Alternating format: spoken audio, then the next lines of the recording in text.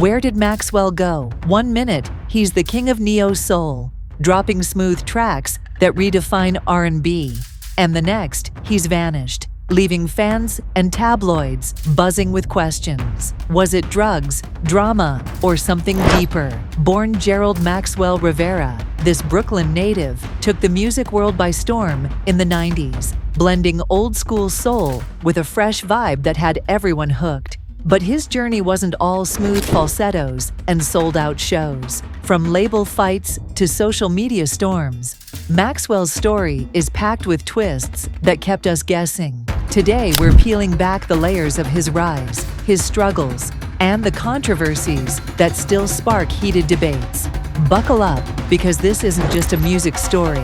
It's a roller coaster of ambition, mystery, and redemption. And what we uncover might just change how you see him. Growing up in East New York, Maxwell's early life wasn't easy. His mom, a Haitian immigrant, raised him in a strict Baptist home after his Puerto Rican dad passed in a plane crash when he was just 3. That loss hit hard, shaping a shy kid who found solace in music. At 17, a friend handed him a cheap Casio keyboard, and everything clicked. Obsessed with 80s R&B giants like Patrice Rushen and SOS Band, he taught himself to play, mixing electronic beats with raw emotion. Classmates mocked his quiet nature, but Maxwell didn't care. He grew wild sideburns, braided his hair, and poured his soul into music. By 1991, he was hitting NYC clubs, his raw talent turning heads. But what happened next would take him from small stages to global fame. And it wasn't without a fight. In 1996, Maxwell's Urban Hang Suite dropped, and the music world wasn't ready. This wasn't just an album, it was a movement. Alongside D'Angelo and Erykah Badu, Maxwell birthed neo-soul, a genre that fused classic R&B with modern grit. His smooth voice and romantic lyrics stood out in an era dominated by hip-hop's rise. Radio stations couldn't resist tracks like Ascension, Don't Ever Wonder, and fans crowned him the next Prince. Maxwell's vibe was different. He didn't chase trends or flash. He hid his face from his debut album cover, letting the music speak. That boldness paid off, with the album going platinum and cementing his legacy. But as his star rose, cracks started to show. Fame brought pressure, and Maxwell was about to face battles that threatened to derail everything. Maxwell's next move wasn't what anyone expected. His label, Columbia Records, wanted his face plastered on Urban Hang Suite to boost sales. But he pushed back hard. The music, he argued, was the star, not his looks. That clash set the tone for his career. Art over fame. When he released Embria in 1998, he doubled down, experimenting with complex sounds that confused some fans and critics. Reviews were mixed. Some called it genius, others too weird. Still, it sold over 1 million copies and snagged a Soul Train award. Maxwell didn't care about pleasing everyone. He wanted to evolve, even if it meant risking his fan base. That stubborn streak made him a trailblazer, but it also hinted at deeper struggles.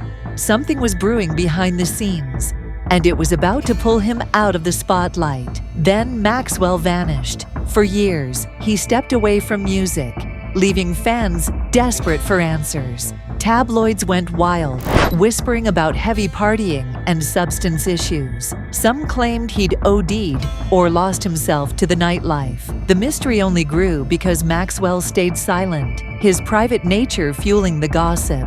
In 2009, he finally spoke to The Guardian, shutting down the rumors. "I'm not that guy," he said, admitting he needed a break to recharge, not because of some wild spiral.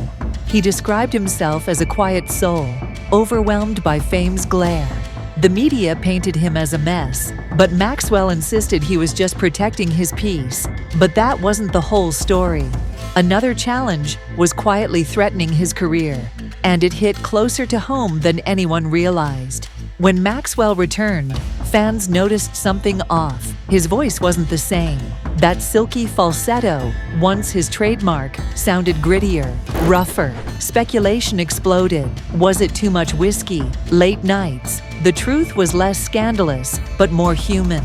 Maxwell revealed he'd battled vocal cord hemorrhaging, a painful condition from overusing his voice. Singing, he explained, is brutal on the body, and pushing too hard caused swelling that forced him to rest. He also admitted to tweaking his style on purpose, chasing a raw, authentic sound over polished perfection. Albums like Black Summer's Night in 2009 showed this shift, earning Grammys despite the change. But just as he reclaimed his groove, a new storm hit, this time on social media, where one tweet would ignite a firestorm.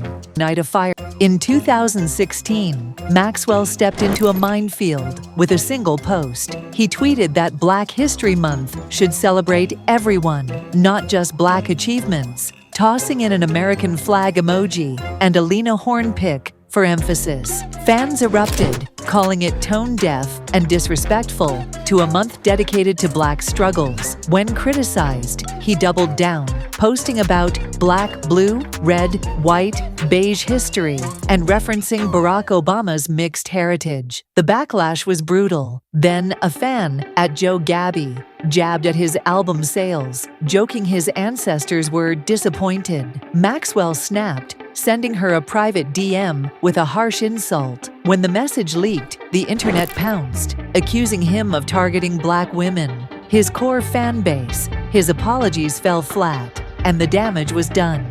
But Maxwell wasn't finished yet. Maxwell didn't let the drama define him.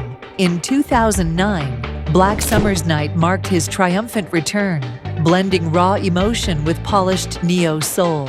Hits like Pretty Wings reminded everyone why he was a legend. He kept pushing, performing with the National Symphony Orchestra in 2019 and headlining the Hollywood Bowl in 2023. His influence echoes in artists like The Weeknd, who credits Maxwell's sound as a blueprint. Despite the controversies, his music, rooted in love, pain, and authenticity, still connects. He never chased trends, choosing instead to craft albums like seasons of a gritty TV series, each revealing a new layer. Maxwell's legacy isn't just neo-soul, it's about staying true, even when the world demands otherwise. And what happened next would shock everyone. He's still writing his story, one note at a time. Maxwell's journey is a wild ride, triumph, mystery, and missteps all in one.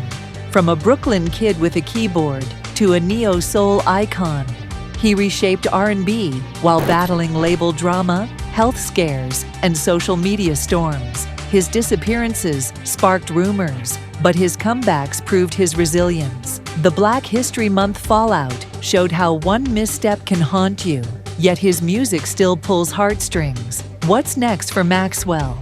Will he drop another game-changing album or fade into mystery again?